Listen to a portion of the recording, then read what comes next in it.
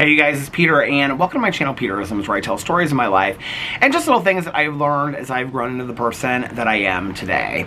And I got some comments of some things that people wanted me to talk about on this channel.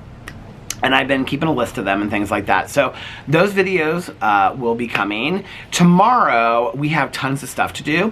So depending on how I feel tonight, Alex is upstairs sleeping right now. It is currently like 5:30. It's 5:20, 5:30.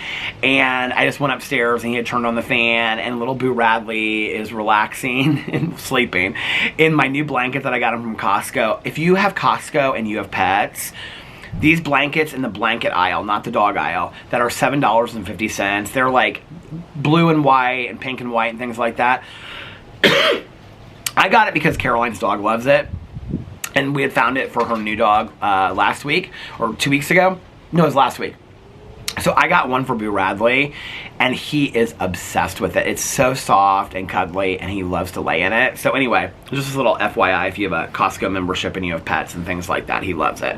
So I am making a list of the things I'm going to talk about, but tomorrow we have tons of stuff to do. And I may, depending on how my day goes, I got kind of away from myself already. I just filmed an hour and 15-minute video for my drama channel. I didn't even realize I had talked that long, right? So anyway, I went upstairs and I said, "Are you taking a nap?" He goes, "I'm probably going to sleep for the night." I go, "Seriously?" Because I'm really tired.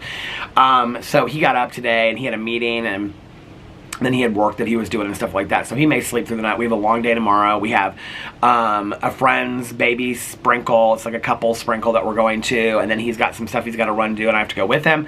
And then we have our nephew's birthday party in the afternoon, early evening. So I don't know that I'm going to be able to film any videos tomorrow. So I may film videos later tonight for tomorrow. So you may see me out in the dark talking about one of the issues that people wanted me to talk about over here. So I feel very calm and peaceful at night, and I think that it just kind of adheres to this channel to do a video over here. I think I may have done it once before, but anyway, so to get started with this peaceful, serene Christmas weekend, I thought that we would read some meditation. So I brought out the 2 Melody Beatty books. I haven't even looked at these meditations today to see what they say. So let's get right into it. These are my new reading glasses. They're blue. What do we think of them?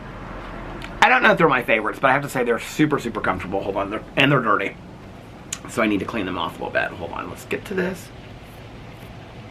I just did this unboxing of these 2 Christmas decorations that I bought on my Peter Does Stuff channel. And I did it right here, sitting out here. And I have to tell you, like, they were so much better than what I expected them to be. I kind of thought they might be crap a little bit, and I wasn't real hopeful, and they were so much better than I thought they would be, and I'm so excited, and they're kind of unique, and I'm really excited about it. So anyway, okay. The Language of Letting Go by Melody Beatty. Let me have a sip of my Diet Coke first. My throat is kind of dry from talking so much. All right, November 3rd. Denial, November 3rd. Denial is fertile breeding ground for the behaviors we call codependent, controlling, focusing on others, and neglecting ourselves. Illness and compulsive or addictive behaviors can also emerge during denial. Denial can be confusing because it resembles sleeping. We're not really aware we're doing it until we're done doing it. Forcing ourselves or anyone else to face the truth usually doesn't help. We won't face the facts until we are ready. Neither, it seems, will anyone else. We may admit to the truth for a moment, but we won't let ourselves know what we know until we feel safe, secure, and prepared enough to deal and cope with it. I don't know about that. Talking to friends who know, love, support, encourage, and affirm us helps. Being gentle, loving, and affirming with ourselves helps. Asking ourselves and our higher power to guide us into and through change helps. The first step toward acceptance is denial. The first step toward, I do believe that. The first step toward moving through denial is accepting that we may be in denial and then gently allowing ourselves to move through. God, help me feel safe and secure enough today. God, help me feel safe and secure enough today to accept what I need to accept. I just love talking about acceptance all the time anyway, because I think it's something that I constantly need to be working on, is acceptance in my life. When I first got sober, there's a part of the basic text that my sponsor would have me read every single day, and it's about acceptance is the answer to all of my problems today. And I had to read that every single day for like my first year sober. It was I guess it was my second sponsor that had me do that. So it was like for the first year and a half, I read that every single day. And it really, really helped me kind of understand things that happen in the world. You know, we talk a lot about addiction and recovery, but like after you get sober and you put the drink or the drug down, really the rest is about our thinking and how we think about things, you know? So in speaking about denial, I guess I can only share my experience, you know? I mean, I've witnessed other people in denial, and it's kind of like baffling to me, you know, when I'm like somebody will say something about like their relationship or their own life, and I'm like, how are they like really not seeing the truth when the truth is right in front of their eyes? And, you know, for a long time, I just would think to myself, people just don't want to see the truth, right? Like, there have been moments in my life where I didn't want to see the truth. Well, not wanting to see the truth and seeing the truth are completely two different things, right? So, I can remember working in treatment, and we were, like, in this group, right? And, this one patient, like, nobody had any issues to talk about. And I'll never forget, this one patient was like, we all know what our fucking issues are, right? Like, I always think about that, right? Because I think that's so true. Like, I think that we all know what our issues are. We all know what we need to work on. I don't necessarily know that I think that we're in denial about our own issues. Like, long before I ever got sober, when people were telling me, like, I mean, long before even a lot of people were telling me that it was an issue and I needed to get help, right? I knew it was a problem. I think, you know, like, when my mom was really sick, I saw the writing on the wall. Like, I knew it was much worse than it was, even when it didn't seem that way.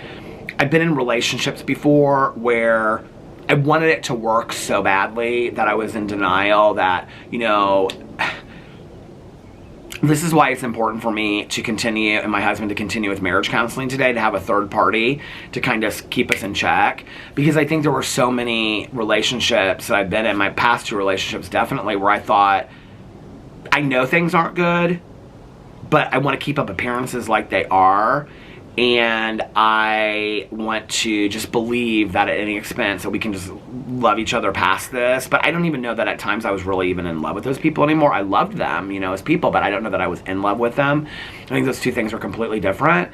And so, but I just was so afraid of, like, who am I outside of this relationship, or like, who am I without this person in my life, that I was willing to hold on at any expense. I don't want to live that way today. I want to live in reality. Like, if my husband and I are having serious issues, like, I want to be able to say that I'm having serious issues with my husband and talk to him about it and talk to our therapist about it and work through those issues. I don't want to be in denial. But I'm not really sure, in all honesty, like, if you ask yourselves about things that you were in denial about long before you ever dealt with it, right? And you acknowledge, man, I was in denial about that. Were you? Like, here's my thing. I don't know that I was really ever in denial about anything that I finally said, oh, I was in denial about that. I think what it was acceptance, right? Like, I think I knew those things were problems. There's things in my life today that I know are problems, right? The difference for me today is, okay, like, look, I've shared this a lot, that there were 4 years that I didn't go to meetings, right? That I consciously chose not to go to meetings. And there became a point for me when it wasn't just about not going to meetings, it was that I knew that I needed to go back to meetings. I was too afraid to go back to meetings and walk in the door. I was too afraid of people saying to me, well, where have you been? Like, why weren't you coming to meetings? Which never happened when I returned. Everybody just enveloped me in love and was like, I'm so glad that you're back. I'm so glad you made it back without going back out and using. And, you know, so many people were so kind to me. It just made, and that's what I have found recovery to be. It was just, you know, I'm so thankful for that, right? But like, Tanya and I talk about this a lot, and I've talked about this with my sponsor as well, that there was never a moment in those 4 years that I didn't know that I needed to be working a program or going to meetings. There was never a moment that I didn't know that I needed to be working with my sponsor. I was staying in touch with my sponsor. He would call me, you know, every once in a while and check in with me, but I wasn't doing any work. I had no emotional sobriety. It was probably one of the darkest points of my life ever. You know, I was grieving alone without a program. That didn't come till later when I got back in the program, and I'd gone through this breakup. I had left a career, you know, and resigned from my position, and like everything was new in my life, and I had no support other than Tanya and a couple other people that I talked to in recovery. But during that time, like, Tanya would call me and she would say, do you want to go to a meeting? And I'd say, no, I appreciate it, but no thanks, but I don't want to. I've known a lot of people that I got sober with, right? Like, our stories are very similar, and along the way somewhere they would say, I don't need meetings anymore. Like, I don't need to work steps. I know that for myself. I don't need that anymore. And that's their choice. That's their story, right? But like, I always knew for me that I needed meetings. I always knew that I needed to be doing step work. I always knew that I needed to be having a sponsor. This is me just completely being transparent, right? During those 4 years where I was going out to a lot of bars and there was a lot of alcohol around me, and our marriage was not good, and I was not knowing how to grieve, and I was numb emotionally inside, and I was an angry, nasty person. Like, I knew, like, my immediate go-to was, you need to get your ass to a meeting. You need to call your sponsor. You need to start working steps. I knew that. I wasn't in denial about that. I didn't want to accept it, because once I said those words and I put it out there, I think, like, you know, this is kind of funny because I'm like having this come to Jesus moment as I'm talking about this. So for those of you that know my story, and I've shared it a lot, there was a day, and it was in January. I think this will be 11, 12 years coming up. I've been married 12 years. So yeah, it would have been, I think it'll either be 11 or 12 years. It doesn't really matter. But anyway, in January coming up, that I was making a list in the kitchen, and I was like, do laundry. At the time we had carpet. I was like, vacuum carpets, fold laundry, and I literally just, like, I got to the third or fourth thing and I just lost it, and I just started crying, right? And I called Tanya up on the phone, bawling, and I said, will you please, because I knew all along I needed to be going to a meeting, right? And I said, will you please take me to a meeting? And she said, I've been praying for 4 years for you to ask me that. And the come to Jesus moment for me right now was that I don't think that I broke down and was crying because I was so desperate. I think that I broke down and was crying because I knew the solution was out there, and I was so scared to ask for help. When every other time in my life, when I stepped into the solution, it usually worked, right? And that was like the beginning of this transformation for me 11, 12 years ago, where I, you know, got a new sponsor. Well, I had that same sponsor for a while, then he got kind of sick, and then I got a new sponsor. I got a different sponsor that I have now. Well, I had another sponsor in between, but then now I have the sponsor that I have now, and started working steps fervently. And I came back in really as a newcomer, and it was really what I needed, you know? I'm thankful I never used in those 4 years. I'm so grateful for that I kept my sobriety, but I was really a dry drunk during those 4 years, you know? And, but I'm so grateful I never picked up, you know. I mean, Tanya used to say to me, I don't know how you go out in the state that you're in, because she would say things to me like, you seem so angry right now, like you just are so unhappy, your marriage is falling apart, and like, I don't know how you're not drinking. And I was like, I would say to her, Tanya, I don't know how I'm not drinking, but like, I don't think about it. I really didn't. Like, that wasn't my go-to. But I always knew that I needed to be going to meetings. I always knew that I needed to be working with my sponsor. I always knew that I needed to be back into the fold of sobriety and have my people around me. I always knew that. I wasn't in denial about that. So when I hear people say, like, well, I don't need meetings anymore, I don't really know what that means. Like, that works for them. Okay, that's their business, right? But I don't know what that means for them. For me, I always knew that I needed to be doing that. I always knew that I wasn't my fullest self unless I was working on myself, right?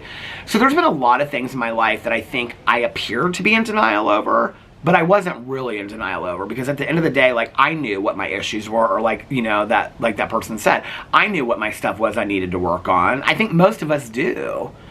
I don't know if it's denial or that we want to ignore it because we can't face it. I think that's really been the truth of my life, right? Like, that it's not really that I'm like in denial. Like, I think when I think of denial, it's like we really cannot conceptualize really what the truth is in front of us. I can't think of many moments even when I was drinking and using drugs, like, I knew it was a problem. I mean, how do you wake up and you're like so craven to use and not eating so you can spend your money on drugs and alcohol, and people are saying to you it's a problem, and you're not talking to those people because you don't want to hear them say it's a problem anymore, and literally your whole life is calculated around drugs and alcohol and how to use it and when to use it and with who and all this kind of stuff, and lying to this person so that they will stop bothering you and this person and whatever, and not think it's a problem. You know, how do you see a family member or a friend doing that in front of you and you don't think that's a problem and you're in denial? No, it's that you don't want to accept the truth for what it is, right? You know the truth, but you don't want to accept it, because once you accept it, then you have to take action. Then you have to do something. If you actually admit to yourself, this is a problem, okay, then you have to do action. Because as human beings, we're not people that sit very easily with problems. We have to come up with solutions, right? And many of us don't want to do that, I think. So it's just easier for us to sit in ignorant bliss, you know, and complain about things and be like, wow, this person's coming for me, or I don't know what to do. No, we know what to do. Most of us do. Most of us, if we don't know what to do, know who to ask that will tell us what to do.